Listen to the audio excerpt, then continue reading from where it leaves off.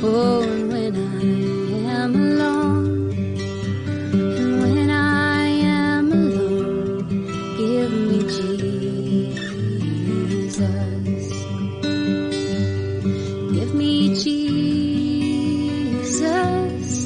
Give me Jesus. You can have this whole world. Give me Jesus.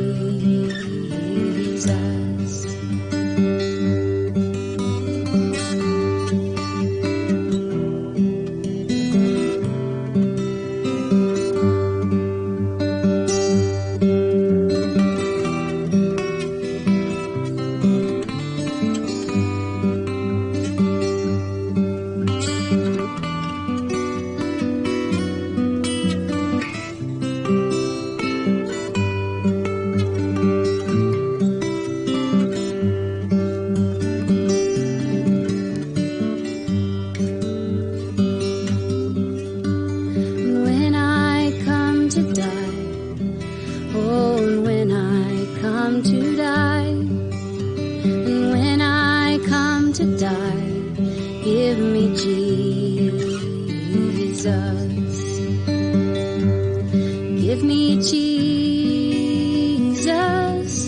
Give me Jesus.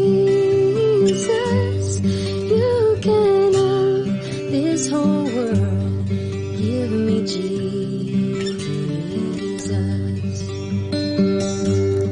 Give me Jesus. Give me Jesus.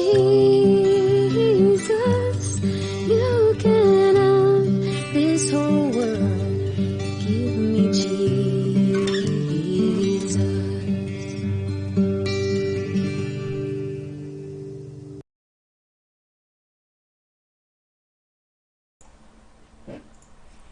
Good morning everyone. Ito po ang inyong lingkod, si Pastor Ruel Camia po mula po dito sa Winnipeg, Manitoba, Canada para po sa ating pag-aaral ng salita ng Diyos ngayong umaga. Welcome po sa Tinig ng Pag-asa. Magandang Monday morning po sa inyo mga kapatid. Ano man po ang ating kalagayan sa buhay, ano man po ang ating ginagawa, ay naniniwala po tayo na ang ating Diyos ay sumusubaybay at ang ating Diyos ay kasama ng bawat isa sa atin, lalo na ng kanyang mga anak dahil ito ang kanyang pangako. Sa umaga pong ito ay mag-aaral tayo, gaya po ng aking naipangako noong nakaraang Biyernes ng huli nating broadcast ng Tinig ng Pag-asa. We will be discussing the sovereignty of God in salvation. Medyo magdodoktrina po tayo ng konti. At marahil, yung mga sumusubaybay po sa akin, dito po sa Tinig ng Pag-asa, most of the time, what we are discussing here sa atin pong vlog o sa videos natin sa Tinig ng Pag-asa ay may kinalaman sa mga pagbibigay ng inspirasyon, pagtuturo sa mga bagay na may kinalaman sa praktikal na pamumuhay bilang isang mananampalataya, at towards Christian growth and maturity. Most of the time, iyon ang naririnig nyo. Kaya, kayo po na nanonood sa akin, kahit na ano pong relihiyon nyo, kahit anong pananampalataya, iba't iba pong sekta, ay okay po yun. Kasi po, wala naman po akong tinatalakay na may kinalaman po sa pananampalataya o sa relihiyon. Pero that is something that is inevitable. Kung kayo po na nakikinig sa akin, siguro, tinatanong niyo ako at inaalam ninyo ano ba yung aking stand, ano ba yung aking tinitindigan pagdating po sa mga doktrina. Pagdating po ba sa bautismo, ano ang aking stand? Kami po ba'y nagbabautismo? Pag nagbautismo ho ba kami ba'y lubog? Kami ho ba'y buhos? Kami ba'y wisik o injection? Hindi siguro na itatanong yan. Anong stand ko when it comes to marriage? Do we agree on divorce? Ano bang stand namin when it comes to the doctrine of faith? Halimbawa, kumakain ba kami ng dinuguan? Yung mga ganung mga bagay. Kumakain ba kami ng baboy? Ano bang sinasabi ng Biblia tungkol sa baboy? Ano ba ang doktrina namin? Meron ba kaming communion? Meron ba kami yung mga ganung mga bagay? And when it comes to the doctrines of salvation, ay meron pong dalawang nagbabangga ang doktrina tungkol sa kaligtasan. Ang doktrina po ng kaligtasan, when it comes to the Christian faith, I'm not referring to the Muslim, to the Islam, to the Judaism, to the Buddhist, to the kung ano-ano pang ibang relihiyon. I'm referring to the what they called Christianity. Kasi sa Kristyanismo, meron dalawang nagbabanggaang doktrina tungkol sa kaligtasan. At ito po yung una, kaligtasang may kinalaman ng tao, at pangalawa, yung kaligtasang may kinalaman ay Diyos. Ano po ba talaga ang totoo rito? Dalawa lang naman po yan. Yung dalawang views na yan na nagbabanggaan. It's either yung pong view ni Calvin, na naniniwala si John Calvin na it is all God who choose whom He will save.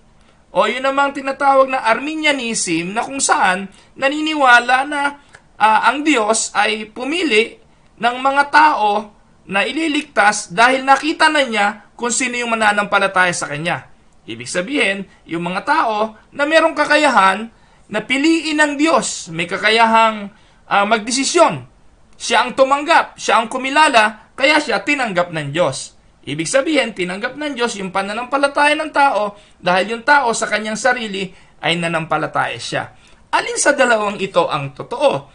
Ngayon, actually, if you're going to analyze it, both of the two principles, may mga basis yan sa Bible. But then again, ikaw na nananampalataya, saan ka nakatayo? Hindi pwedeng parehas yun. Hindi pwedeng parehas mo pinaniniwalaan ang bagay na ito. It's either you will stand on the other side or you will stand on the other side. At kung saan ka nakatayo, nadedeterminon kung papaano ka mamumuhay bilang Kristiyano. Kaya ito po yung malaking problema, pati sa mga paglilingkod, nadedetermina ng iyong paniniwala sa doktrina ng kaligtasan kung papaano ka maglilingkod. Kung papaano ang buhay mo ay magagamit para sa Panginoon. Kaya napakahalaga nito. Ngayon, tanong, bakit po Pastor Camia ang sipag-sipag nyo sa gawain sa Panginoon? Bakit po araw-araw nasa tinig ng pag-asa kayo? Bakit ang sipag ninyong mangaral? Ito ba dahil sa tinatrabaho ninyo ang kaligtasan nyo? O natatakot kayo na mawala yung kaligtasan nyo, kaya kayo nagpapakasipag, nagpapakabanal, namumuhay ng may kabanalan? Dahil sa natatakot kayo yung kaligtasan ay mawala, yun po yung isang doktrina. Yung nawawalang kaligtasan o yung eternal salvation na talagang hindi na nawawala ang kaligtasan. Saan kayo dyan nakatayo? Minsan po, pinaghahalo-halo yan. Kalahati dito, kalahati dito. Hindi ho po pwede yan. Kaya kailangan alam na kung saan ka nakatayo at ano ang iyong pinananampalatayaanan. Masakit na siguro ulo ninyo. Ano ba itong pinagsasabi ni Pastor Ruel na ito? Tagal-tagal ko ng Kristiyano, hindi naman ako ng problema sa bagay na yan eh. Pero mga kapatid, mamumroblema ka ngayon kung hindi mo ito maiintindihan. So, no doctrine is more despised by the natural mind than the truth that God is absolutely sovereign. Kaya ito po yung topic ko ngayon, the sovereignty of God. Alam niyo po, pag pinag-usapan itong sovereignty of God, ano pumapasok sa isipan ninyo? Alam niyo po yung pride ng tao, laging nangingibabaw sa lahat ng bagay. Sa mga pangyayari sa buhay, sa sirkumstansya ng buhay, lahat ng mga pangyayari, laging pumapasok yung kaisipan na we are the captain of our soul. We are the captain of our destiny. We are supposed to be in control in whatever we do. But I would like to tell you this, because God is sovereign, you have no control over things. Alam mo ba kapatid na sa oras na ito, dahil ang Diyos ay makapangyarihan, sampitik lang ng kanyang kamay, pwedeng bumagsak ang another virus na pwedeng ubusin ang lahat ng tao sa mundong ito. Ano kontrol mo? Ano kontrol mo kung tamaan ngayon ng COVID virus ang pamilya mo? Do you have control over that? Yung mga iba, kahit anong pag-iingat wala pa rin At bakit nangyayari itong COVID virus na ito? Anong layon nito? Because God allows it to happen, and there is a God who is sovereign, who is in control. Ngayon, magandang pag-aralan ito pagdating sa kaligtasan. When it comes to the doctrine of salvation, pinagtatalunan, ang Diyos ba ang nagliligtas o may partisipasyon yung tao sa kanyang kaligtasan? Kaya ba naligtas ay dahil ginusto mong maligtas? Ito po ang pangaral nung nasa kabilang kampo. Kung if you don't want salvation, you will not have salvation. That seems logical. But the thing is, if you are drowning and you don't have the capacity to save yourself, who will save you? Di ba yung isang darating na magliligtas na may kakayahang ibangon ka, hugutin ka doon sa kinasasadlakan mong kapahamakan at binuhat ka ron, di ba salvation din yon? Ngayon, ang tanong, dalawang taong nalulunod, isang merong kagustuhang kumapit at merong isang walang kagustuhang kumapit. Pero yung magliligtas, ang ginawa sa kabila ng kawalang kakayahan ng tao at walang kagustuhang kumapit dahil gusto na niyang mamatay, ay kinuha pa rin siya doon, inilagay siya sa pangpang at iniligtas siya. Di ba yun ang salvation? Pero yung kabila, kaya naligtas dahil kumapit. Di ba salvation pa rin yun? Ngayon ang tanong, saan ka doon? Ikaw ba yung kaya naligtas dahil may kapangyarihang kunin yung kamay ng Diyos? O yung wala kang kakayahan, nalulubog ka na, mamamatay ka na, and you are destined to die and death, God pluck you out of that situation and put you in a safer place. Alin doon ang tinitindigan mo? Magkaiba yun. Hindi po ba? Ngayon, ang tanong, natanong mo ba si pastor mo, Pastor, ano bang ating kaligtasan? Ano bang salvation? Eto po kasi mga kapatid ang katawa-tawa. Most of the pastors are preaching, you are sinner. You are going to die. Romans 6:23, for the wages of sin is death. You will die. You are dead. But Jesus Christ is the saving grace. That is how they present the gospel. And then, sasabihin, kinikilala mo ba makasalanan ka? Ano bang choice mo? Di say, opo. May ebidensya naman eh. Gusto mo maligtas? Opo. O, sumunod ka sa akin.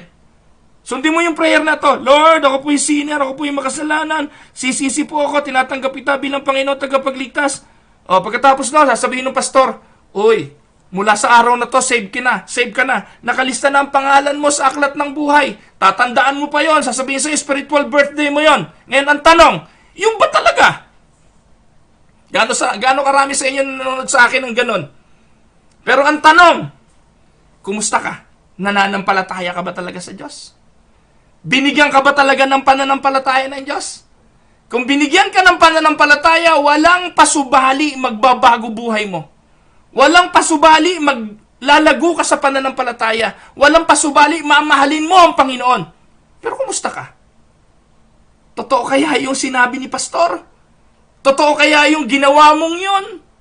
At yun kaya mga kapatid, ay palatandaan talaga ng iyong kaligtasan. Alam niyo, ang hirap simulan ng pag-aaral na ito kasi pag ito po'y nasimulan, di ako kayang pigilin. Baka abutin tayo ng hapon dito para lang lubusan ninyo maintindihan ang tinatawag na sovereignty ng Diyos. Mga minamahal na mga kapatid, everything is given by God. Everything is controlled by God. God is so powerful, He is so omnipotent, He is sovereign. Anong hindi kayang gawin ng Diyos? Wala.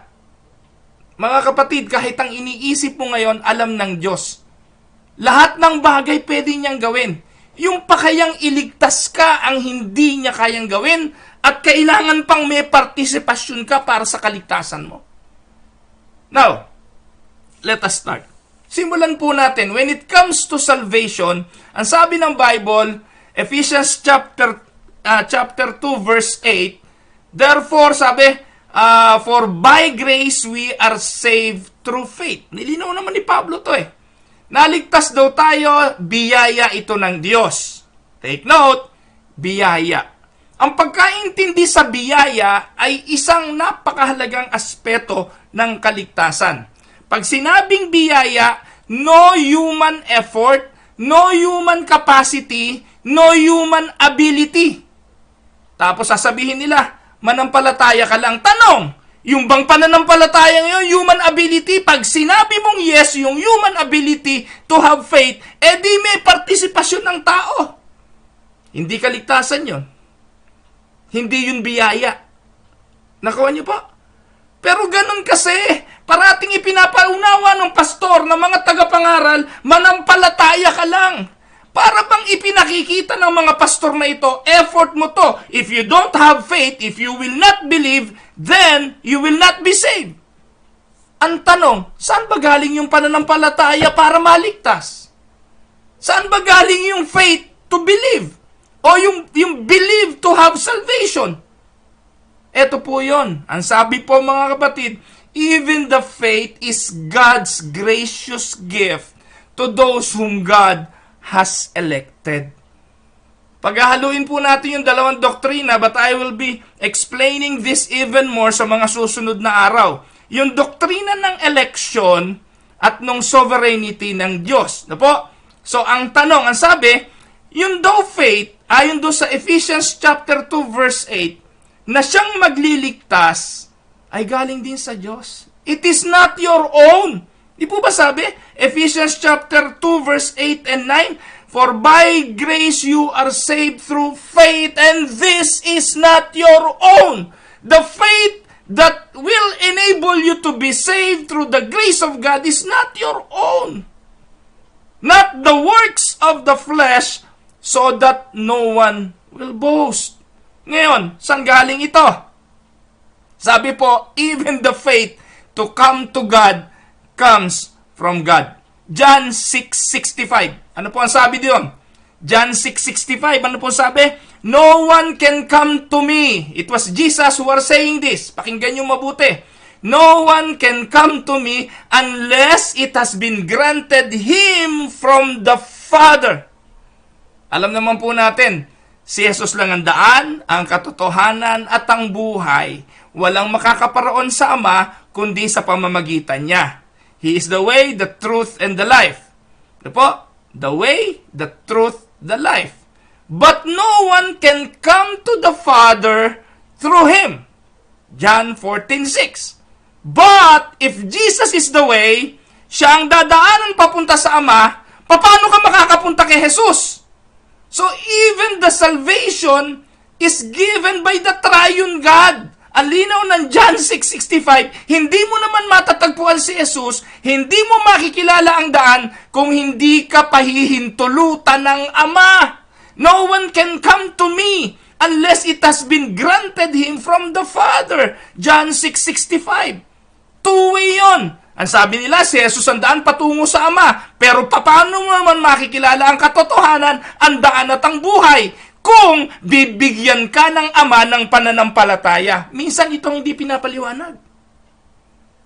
Amen? John 6:65. Ano po ang sabi ng Matthew 11:27? Matthew 11:27, nor does anyone know the Father except the Son, and anyone to whom the Son will reveal to him.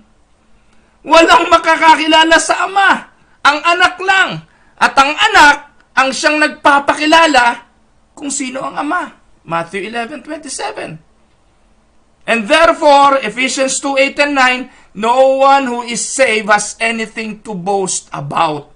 For it is by grace you have been saved through faith.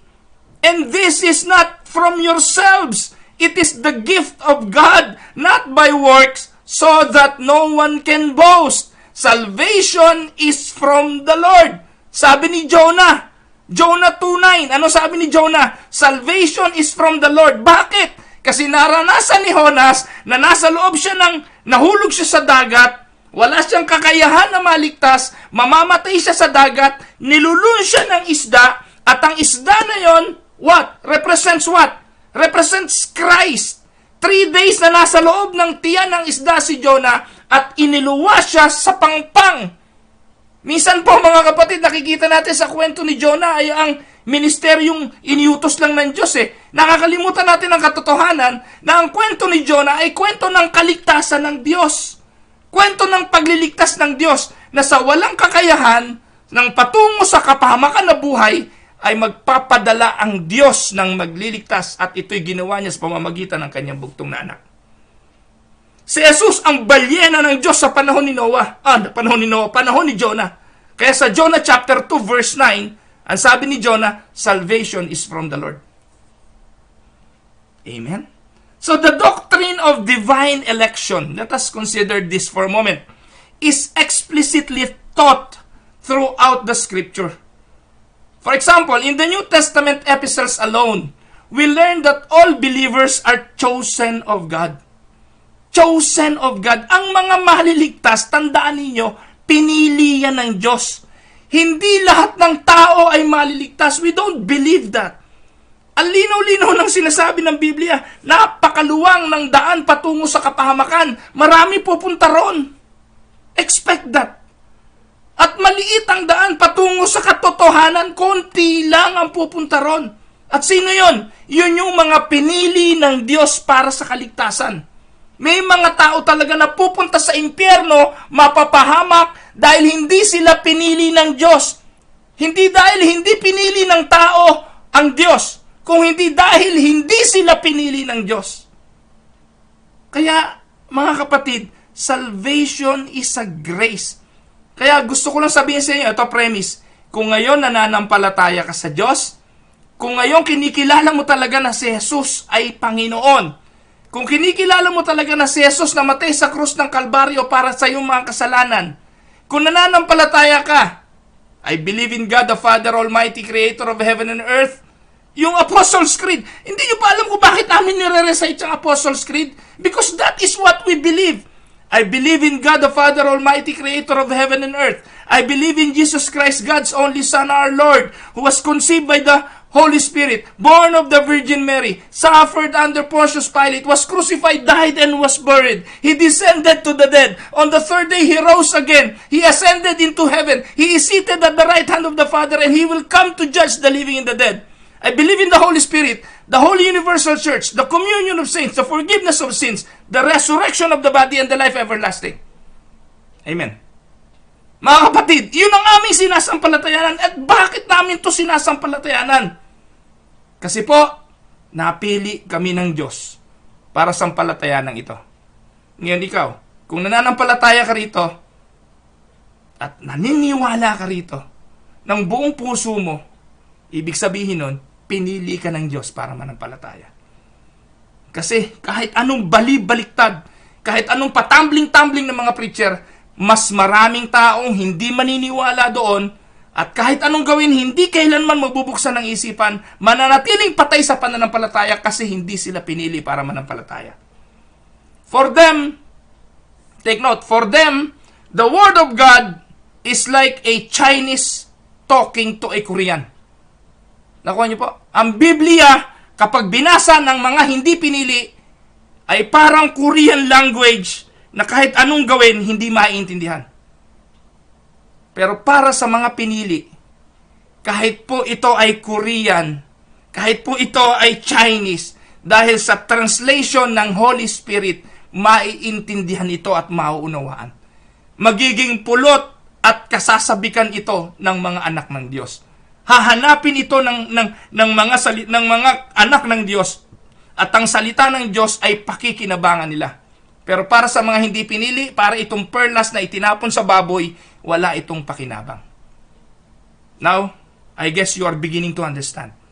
Tandaan po ninyo mga kapatid, the doctrine of election was explicitly taught throughout the Scripture.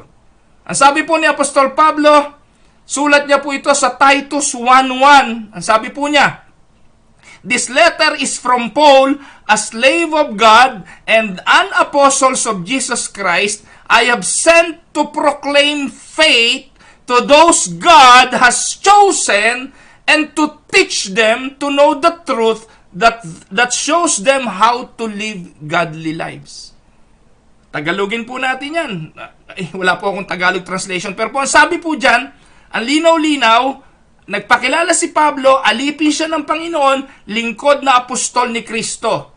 At sinugo siya para ipahayag ang pananampalataya. Kanino? Doon sa mga pinili ng Diyos. Para turuan sila na lumago sa kanilang pananampalataya at mamuhay ng may kabanalan. Mga kapatid, tandaan po ninyo, kaya napakahalaga, ang pangangaral, wala tong silbi, kahit kanino nyo ito share, kahit kanino nyo po ito'y bahagi, ang salita ng Diyos ay parang perlas sa baboy. Hindi po nila ito papakinabangan kung hindi sila pinili ng Diyos para sa kaligtasan. But for those whom God has chosen, ang salita ng Diyos ay pagkaing makapagpapalago ng buhay espiritual. Ang linaw po niyan, lagi ko sinasabi, hindi lamang sa tinapay nabubuhay ang tao, kundi sa bawat salitang lumalabas sa bibig ng Panginoon.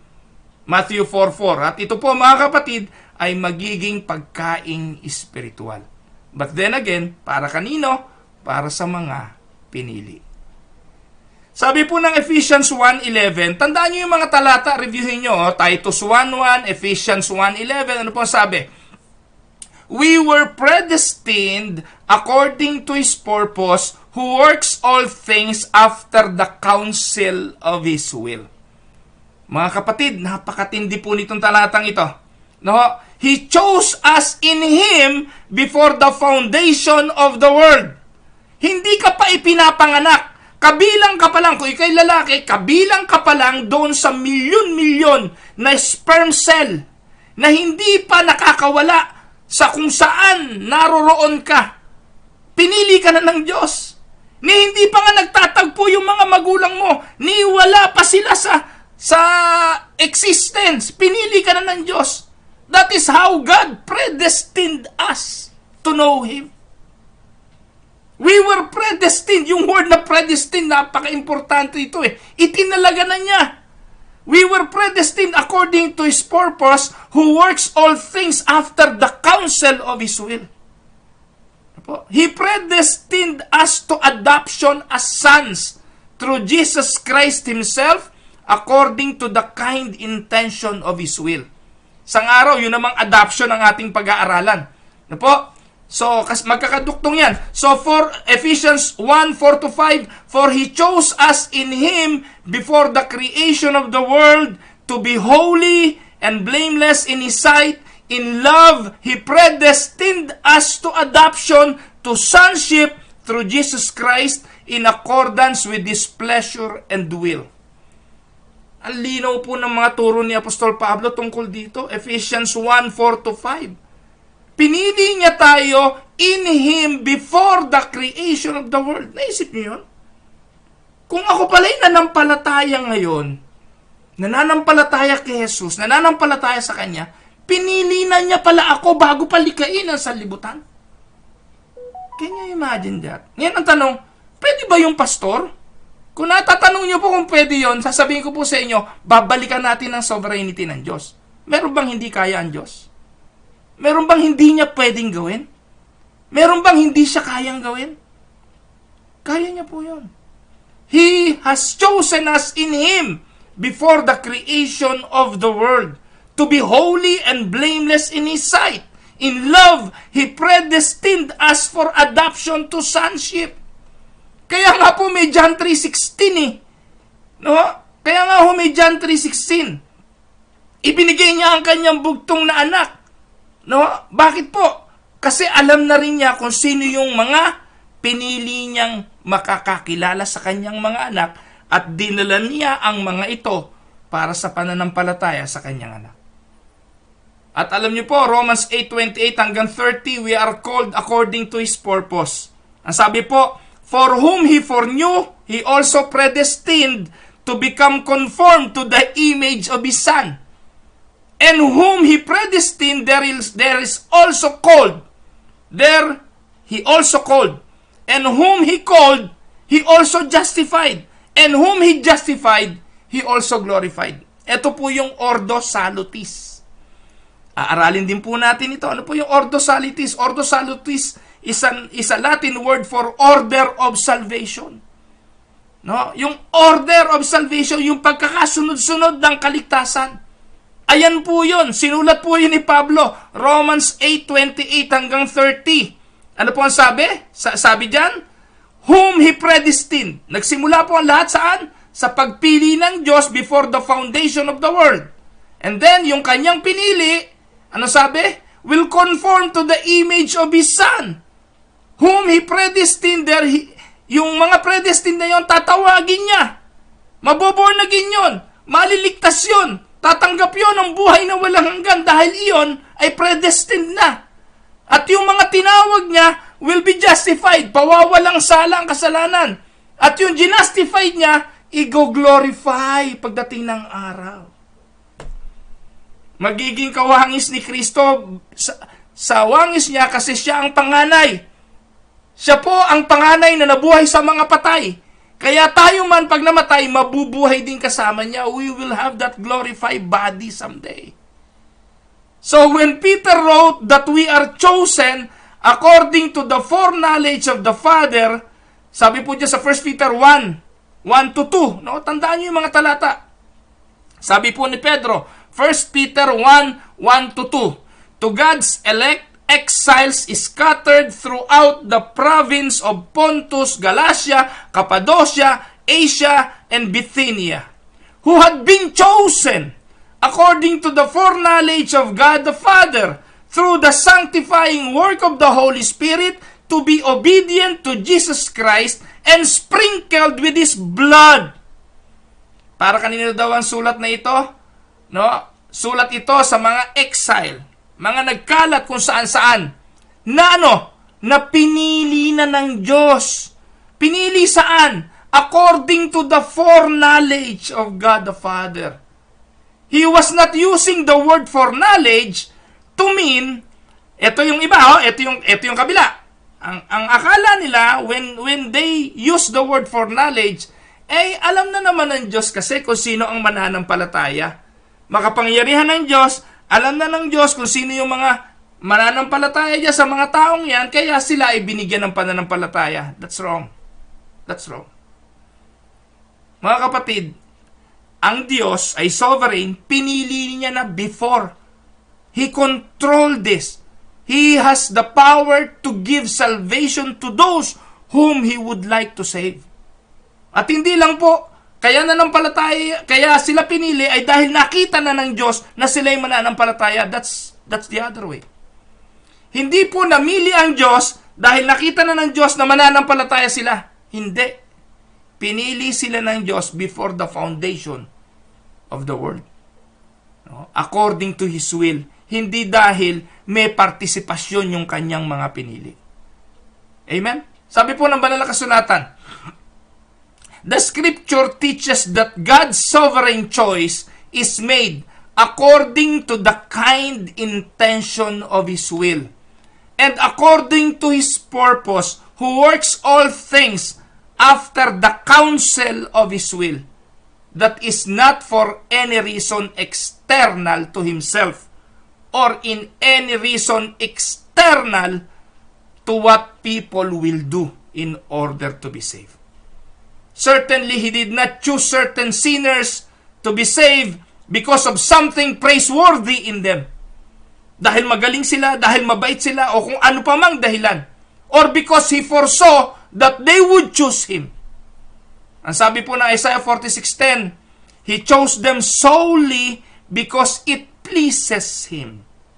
God declares the end from the beginning, saying, Isaiah 46:10, my purpose will be established, and I will accomplish all my good pleasure. Walang pwedeng pumigil nun. Our God is not subject to others' decision. Take note, ang Diyos ay hindi subject sa iyong pagpapasya. Siya ang may pasya. His purpose for choosing some and rejecting others are hidden in the secret counsels of His own will. Wala tayong kapangyarihan doon. At wala pong, hindi po nangangailangan ng Diyos na magpaliwanag bakit ko niligtas ito at bakit ko hindi iniligtas ito. Bakit ko ginunaw ang mundo at iniligtas lang ang 8? Bakit ginunaw ang Sodom and Gomorrah at iniligtas lang ay 3? Wala pong kailangan ipaliwanag ang Diyos. Iyon po yung kanyang kapangyarihan. Kung anong gusto niyang gawin, iyon ang kanyang gagawin. Mga kapatid, everything that exists in the universe exists because God allowed it. It exists because God decreed it. It exists because God called it into existence. That is the sovereignty of God. Gusto niyo ng talata? Psalms 115 verse 3. Ang sabi, Our God is in the heavens. He does whatever He pleases. Ang Diyos ay nasa langit. Gagawin niya kung ano maibigan niya. Ngayon, sinong gustong kumontra? Di kontrahin niyo yung talata ng Biblia. Ang Diyos gagawin niya kung anong gusto niya. Wala tayong magagawa doon. Kaya nga po, ako natutunan ko yung manalangin na, Lord, according to your will, may it be done. Huwag nating ipilit yung gusto natin. Hindi tayo ang masusunod sa mundong ito. Hindi tayo ang masusunod kahit kailan. Kung anong gusto ng Diyos, mangyayari yun, mga kapatid. Ang importante lang, panampalatayanan natin yon. Psalms 115 verse 3. Psalms 135 verse 6, ano sabi? Whatever the Lord pleases, He does, in heaven and in earth, in the seas and in all deeps. Psalms 135 verse 6. Napakatagal ng panahon, ganyan na po ang declaration ng Biblia. Napakatagal ng panahon, ganyan ang declaration ng mga propeta. Ephesians 1:11, He works all things after the counsel of His will. Romans 11:36, from Him and through Him and to Him are all things. And 1 Corinthians 8:6, for there is but one God, the Father from whom are all things, and we exist for Him, and one Lord Jesus Christ, by whom are all things, and we exist through Him. So madaling sabi, sa Ama at sa Anak, lahat ay nangyayari. Sa Ama, sa lahat, tayo ay existing. Amen? Now, admittedly, these truths are hard for the human mind to embrace. Ang hirap nitong intindihin, lalo na nga po doon lagi sa paniniwala na you are the captain of your soul, you have the power to choose your destiny. Mga minamahal na mga kapatid, pati ang pagpili kung langit o impyerno, hindi po iyo. Kaya yung mga preacher na nananakot pa, piliin mo ngayon. O ano, gusto mo sa pumunta sa langit o sa impyerno? Alam mo ba kapatid na wala ka na makakayahang piliin kung saan ka pupunta? Dahil talaga, kung hindi ka naman mananampalataya, ano magagawa nung preacher na yon? Kung hindi ka binigyan ng kaligtasan at hindi ka binigyan ng pananampalataya, kahit anong tumbling ng tagapangaral. Now, sasabihin ninyo, pastor, kung ganyan naman pala, pinili na ng Diyos, at alam na ng Diyos kung sino ang mga maliligtas, at yun namang pinili ng Diyos, sigurado naman mananampalataya, ba't ka nangangaral? Alam niyo po ba kung ba't ako nangangaral? Hindi naman para iligtas kayo. Ano kapangyarihan ko iligtas kayo?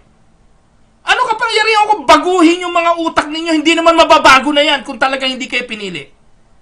Ang tanong, ba't ka nangangaral? Ang dahilan? Kasi tinatawag po natin yung mga ligtas.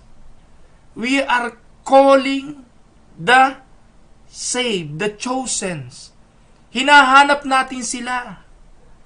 At tayo po'y nangingisda. At yung mga, tawag doon, yung mga pinayagan ng Diyos na manampalataya, tatanggap sila, mananampalataya sila, at ang role ng simbahan ay hindi para iligtas sila. Ang role ng mga misyonero hindi para iligtas sila. Wala nga tayong credit mga kapatid. Minsan yung iba nagsabi, pagdating sa langit, pasasalamatan ka dahil sa ginawa mo. Mga kapatid, ibig sabihin, may effort ka? No. Alam niyo po mga kapatid, hindi nga tayo dapat pasalamatan sa ginagawa natin. Bakit? Kasi tinatawag lang natin yung ligtas na Nagiging instrumental lang tayo para tawagin yung mga iniligtas ng Diyos, dalahin sila sa isang simbahan, at turuan silang lumago sa kanilang pananampalataya. That is our role. Pero when it comes to salvation, wala tayong partisipasyon. Kasi Diyos lang talaga ang gagawa nun. Magandang aralin natin susunod yung tinatawag na Ordo Salutis, yung Order of Salvation, at matatalakay po natin ang lalong malalim nito. So, but then, gaya na binanggit ko, napakahirap nitong intindihin. Pero may sinasabi ang Biblia rito.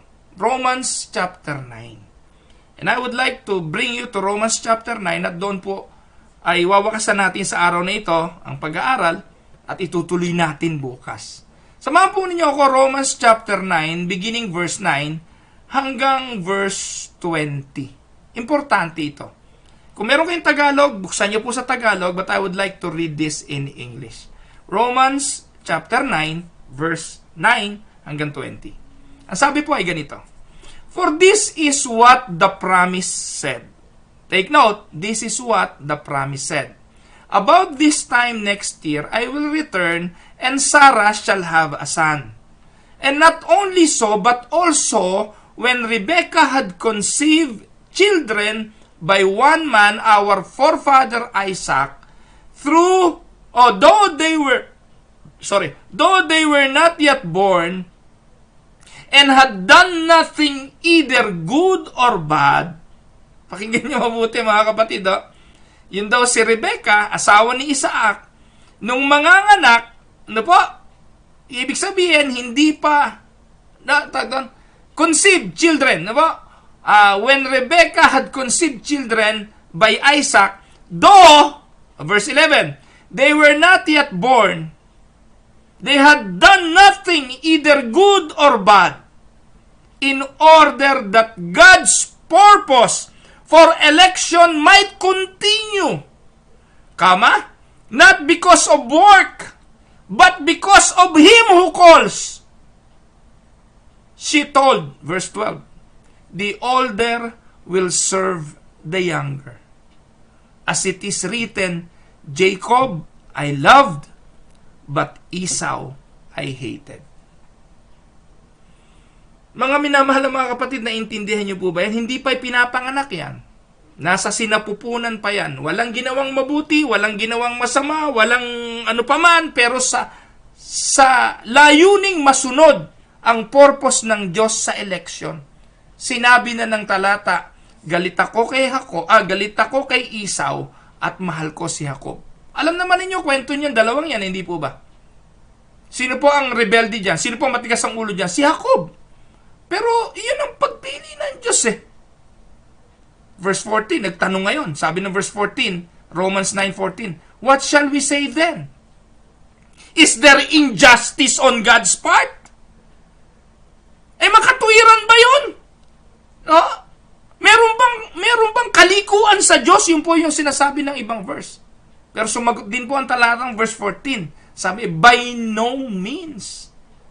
For He says to Moses, pakinggan niyo po ito, sinabi ng Diyos kay Moses, I will have mercy on whom I have mercy, and I will have compassion on whom I have compassion.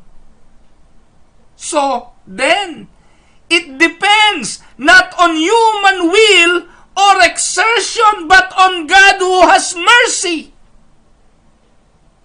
Ang ganda po ng talata kay Apostol Pablo. Sabi rito, pinili na si Jacob. Kinamuhian si Esau. Hindi pa nga sila pinapanganak. Pero nangyari po ito mga kapatid, upang yung knowledge ng Diyos, yung purpose ng Diyos for election will stand or might continue. Sabi ng verse 14, ano masasabi natin dito? May kalikuan ba sa Diyos? Wala! Sapagkat sinabi ng Diyos kay Moses, I will have mercy on whom I have mercy, and I will have compassion on whom I have compassion. Anong pakialam nyo? Anong pakialam ninyo kung sinong gustong iligtas ng Diyos at kung sinong hindi? At tandaan po ninyo mga kapatid, ililigtas ng Diyos ang kanyang gustong iligtas at kanyang pinili. Bibigyan niya to ng pananampalataya. Ngayon, sasabihin niyo, Pastor, paano naman yung mga hindi pinili? Hindi ko kayang sagutin yan. Kasi hindi nga po naiimpluwensyahan ang isipan ng Diyos. Tandaan po ninyo, ginawa niya ang pagpili niya na ito according to the purpose of His will, not in any external influence. Amen? So verse 16, so then it depends not on human will or exertion, but on God who has mercy. Verse 17, Romans 9:17, for the scripture says to Pharaoh, for this very purpose, I have raised you up, that I might show my power in you, and that my name might be proclaimed in all the earth. Wow! Sasabihin na naman ninyo, ang sama naman ng Diyos. Ginawa niya si Paraon na Paraon. Ginawa niya si Judas na Judas. Yan ang tanong. Anong magagawa natin? Kayo makipag-usap sa Diyos. Kayo pong makipagtalo sa Diyos. Kayo pong magreklamo sa Diyos. But then again, you will say then, verse 19. Verse 19, ano pong sabi? You will say to me then, why does he still find fault? For who can resist his will? But who are you, O man? According sa verse 20. Who are you, O man, to answer back to God? Will what is molded say to its molder, why have you made me like this?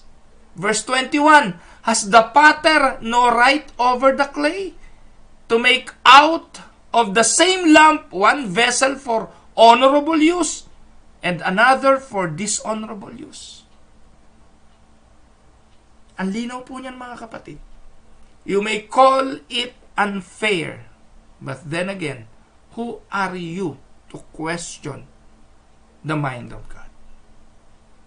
Sinasagot ng harin po ng mga talata by showing that God chose Jacob and rejected his twin brother Esau, though the twins were not yet born and not done anything good or bad, in order that God's purpose according to his choice might stand, not because of works, but because of him who calls. Sinabi niya, I chose Jacob and I hate Esau. Verse 11, he says to Moses, I will have mercy on whom I have mercy, and I will have compassion on whom I have compassion. So then, ano sabi? It does not depend on the man who wills or the man who runs, but on God who has mercy. And Paul anticipated the argument na alam niyang merong mga question sa sovereignty ng Diyos. Sa verse 19, ang sabi niya, why does he still find fault? Find fault to those who resist his will. In other words, doesn't God's sovereignty cancel out human responsibility? But rather than offering a philosophical answer or a deep metaphysical argument, Paul simply reprimanded the skeptic. Sinaway niya yung mga pagdududa at anong sabi niya? On the contrary, sinabi niya, who are you, O man? Sino ka o tao na magrereklamo sa Diyos? Yung bang minolde ay magrereklamo sa nagmolde? Why did you make me like this? Or does the potter have the right over the clay to make over the same lump, one vessel for honorable use and another for common use? Mga minamahal mga kapatid, ito po yung doktrina na pinagtatalun-talunan at hanggang ngayon ay hindi maunawaan. Ipagpapatuloy po natin ito hanggang bukas. Stay tuned. At kung interesado po kayo, patuloy po kayong ano tawag doon? Mag-tune in dito. No, above all, one must conclude that God is just and He is sovereign and He will choose whatever He want to choose. Bukas po, aaralin natin ang doktrina ng eleksyon. We will go to the doctrine of election and we will discuss this even further. Saglit po tayong tumungo at tayo po ay manalangin. Ama naming Diyos sa makapangyarihan, marami pong salamat sa iyo sa araw na ito. Dalangin po ng aking puso na ang iyong mga pinili, na ang iyong mga anak, those whom you have chosen, I believe that they will understand. They will fully comprehend. But for those who don't, Lord, wala naman po ako magagawa kundi pagtiwalaan ka. Mananampalataya po kami na ang iyong mga aral ay hindi naman para sa lahat. Ang iyong mga mensahe ay binigay mo para doon sa mga binigyan mo ng kapayapaan, binigyan mo ng kaligtasan, binigyan mo ng kapasidad na makaintindi. At ito po yung aking samok. Wala naman pong nakakaalam sa amin kung sino ang iyong mga pinili. Wala naman po nakakaalam sa amin kung sino ang iyong iniligtas. Kaya mangangaral kami. Patuloy po kaming magpapahayag ng iyong mga kabutihan. Patuloy naming isi-share ang gospel na ikaw ay isinugo para kabayaran sa aming mga kasalanan. Patuloy naming ibabahagi sa iba na ikay namatay sa krus sa kapatawaran ng kasalanan noong mga pinili mo para sa kaligtasan. At hindi po kami titigil, Panginoon, sa gawain ito. At tulungan mo po kami na yung mga pinagkatiwala mo, na yung mga anak sa pangangalaga ng amin pong mga ministeryo ay lumago, tumibay, at patuloy na manampalataya para sa paglago at pagtibay sa kanilang mga buhay espiritual. Nagpapasalamat po ako, Panginoon. May you grant wisdom to those who listen to me. At nawa po, Panginoon, makita nila at ma-appreciate nila ang kaligtasang ipinagkaloob mo sa kanila. Na sa kabila ng napakaraming mga tao, you have chosen us. You have chosen us to believe. Maraming pong salamat.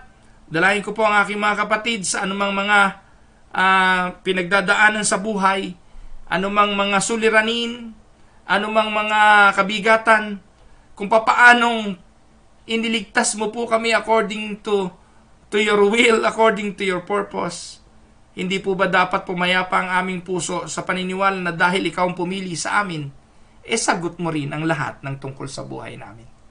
Dahil po doon, papayapa kami. Maraming salamat. Sa iyo ang lahat ng papuri. Sa iyo ang pasasalamat sa makapangyarihang pangalan ng aming Panginoong Hesus. Ito ang aming dalangin. Amen and amen. Palagay ko marami nang mababawasan sa mga tagapanood natin bukas, sa mga nando sa kabilang mga pananampalataya. Sasabihin nila, hindi yan ang turo namin. Okay lang po. Hindi po ako nagpaparami ng followers. At hindi ko lang po pwedeng iwasang hindi talakayin ito kasi napakaraming mga unida na nasa Pilipinas, ligaw na ligaw pagdating dito. Na kinain na po ng pananampalatayang Pentecostal. Hindi po iyan ang ating paniniwala. Kaya mga kapatid, I hope naintindihan po ninyo. At kung hindi naman, wala po akong magagawa kasi ang Diyos naman ang nagpapaintindi niyan. I am just doing what I think is good and what is best for my congregation and for the congregation.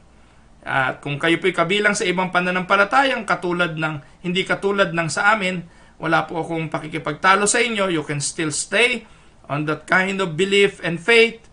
But then again, pinahayag ko po ay yung aming pananampalataya at yung aming sinasampalatayanan. Magandang araw sa aking classmate, Ricardo Herbuela. Praise the Lord at nakikinig yung classmate ko. Ganon din po kay RC Bondok. Magandang araw.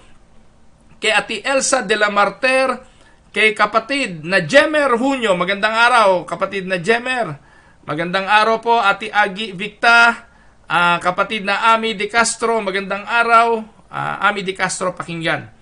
Kay Ate Marieta Escupin, kay kapatid na Olive Andamo, magandang araw sa inyo. Kay Ate Miriam Sinfuente Advincula, magandang araw po. Ay Advincula at Eric, magandang araw sa inyo. Ate Yoli Kerubin, magandang araw po. Pagpalain po kayo ng Panginoon. Ate Yoli, nakita ko yung air fryer mo, ha? Ano ba yung niluto mo doon? Sarap yun eh. Ano tawag doon sa niluto ni Ate Yoli na yun? Yung ewan, basta dimsum yun, dimsum. Magandang araw, Ate Yoli. Kuya Orlando Masungsong, magandang araw. Kuya Eddie Sauler, magandang araw po sa inyo. Kapatid na Connie Salmurin, magandang araw po. Kapatid na Alitz Cortez, magandang araw sa inyo. Ate Nene Enriquez, magandang araw. Pastor Harold Barcenas, kapatid na Mari V. Frias, Kumaring Ami Santos, kapatid na Lani Tulagan, Ate Agi Victa, Ate Mirna Narciso, Ate May Capillar, Ate Echi Bartolome. Makinig po kayo mga kapatid, kayo po na nakikinig. Pwede nyo po itong pag-aralan sa inyong mga small group. Yung pong video na ito, i-play ninyo sa mga small group ninyo. I-play ninyo sa mga Bible study ninyo. Ipa-play ninyo kay pastor. Dahil kung unida ka at hindi ganito ang turo mo, mag-resign ka na pastor. Huwag mo iligaw yung simbahan na ito na naman ako. Pero again, kung hindi ganito turo mo, pastor, at hindi ito ang doktrina mo, wala kang karapatan sa unida. Dahil ito ang turo ng unida simula pa nung aking pagkabata. At ito ang ating doktrina. Yun, di ako galit, nagpapaliwanag lang. Pero kung yung pastor mo hindi maipaliwanag yung simpleng doktrina ng kaligtasan, ay nako, mga kapatid, basic to, basic. Ate Gloria Morales, magandang araw po. Ayan. Eric Villarina, magandang araw. Nanay Carolina Bukiran, magandang araw po sa inyo. Purihin po ang Panginoon, Nanay Carolina. Ate Tita Castillo, magandang araw. Kapatid na Reynaldo Alcantara. Ate Nene Enriquez, kapatid na Sani Angeles, magandang araw po. Welcome po sa Tinig ng Pag-asa. Ate Elizabeth Sanchez, kapatid na Agnes Lopez, Ate Angelina Saria, Kuya Eric Maynes, Ate Evangeline Aliliran, Kuya Manix Cruz, magandang araw sa iyo. At Ate Marie Cruz, magandang araw po. Magkasunod pa yung mag-asawa, no? Yan. Sabi ni Kumaring Ami Santos, God bless you, Pastor. Thank you for this enlightening message. Amen. Kapatid na Marivic Clara, at Ivanji Magnaye, at Nanay Elong Santarin, magandang araw po. Ayan, sabi ni Echi Bartolomeo, 100 viewers po pala tayo kanina. Salamat po sa Panginoon. Sabi ni Kuya Emil Serrano, maraming salamat po sa mabiyayang mensahe. Ate Judith Advincula, magandang araw po. Ate Agi Victa, all praises to our sovereign God. Amen. Yan. At ganun din po kay Ate Marieta Escopin, maraming salamat po sa aral ng kaliwanagan. Yan. Pastor Darrell Paredes, magandang araw. Tita Myra Paredes Libertino, mga kapatiran sa Aristocrat, magandang araw. Ate Delia Magkawas, magandang araw po. At kay Kuya Ban. Ate Louie Calitis, magandang araw po sa inyo. Kay Grayson, good morning. Ganon din po kay Ate Susan Kamunggol. Ate Susan, magandang araw po sa inyo. Kumusta na po kayo? Yan, miss na miss ko na po kayo mga kapatiran. Talagang di pa po tayo makapagtipon. Kapatid na Jen Lapidario, magandang araw. Ate Nelia Ramos, magandang araw po sa inyo. Ayan. Nanay Belen Olaes, magandang araw po. Ate Lorna Limuaco, magandang araw. Ayan. Ate Paz de la Cruz, magandang araw po sa inyo. Si Pros Morales Sombrero, magandang araw sa iyo, Pros. Ate Ellen Gonzales, magandang araw. Paul Michael Toledo Maynes, Soli Deo Gloria. Amen, praise the Lord. Pastor Paul Michael. Ayan, pagpalain ka ng Panginoon. At again, maraming salamat po sa inyo pong pagsubaybay. Bukas po itutuloy natin ang pagtalakay sa doktrina naman po ng eleksyon. At hindi po eleksyon sa politiko. Atin po itong pag-aaralan at I hope daling kayo ng Diyos sa pagkaunawa, lalo na yung mga pinili ng Diyos para sa kaligtasan. The purpose of this is not to distort your mindset or guluhin kayo. Kung hindi, para itama. Alam niyo po mga kapatid, pag mali ang pundasyon, mali lahat eh. Pag mali ang pundasyon, lahat ng itatayo nyo dyan mali. Kaya nga po, walang ibang pundasyong inilagay kundi ang Panginoong Jesucristo. At doon po yung magtatayo ang marami. May gumagamit ng pilak, ginto, mas mahalagang bato. Meron nang gagamit ng pinagapasan kahoy. At mahalaga po yung foundation. Kung anong gagawin mo doon sa pundasyon na yon, doon po mga kapatid, magiging ang reward, ang bunga, ay may pakinabang. Amen? Kaya minsan, yung mga ministry ng iba, walang silbi eh. Yung ministry ng iba, hindi nagbubunga. Bakit? Mali ang pundasyon. Pag tama ang pundasyon, lahat tama. Amen? So, purihin ng Panginoon. Magandang araw po sa inyo. Sabi nga ni Pastor Paul Maynes, ni Pastor Michael, Soli Deo Gloria. Sa Diyos lang ang lahat ng kapurihan. Amen? Grayson, magandang araw, Toto. Miss ka na ni Tito Pastor. Yan. So, God bless po, mga kapatid. At pagpalain kayo, ito po ang inyong lingkod, si Pastor Ruel Camia. Magkita po ulit tayo bukas dito po sa Tinig ng Pag-asa. God bless everyone.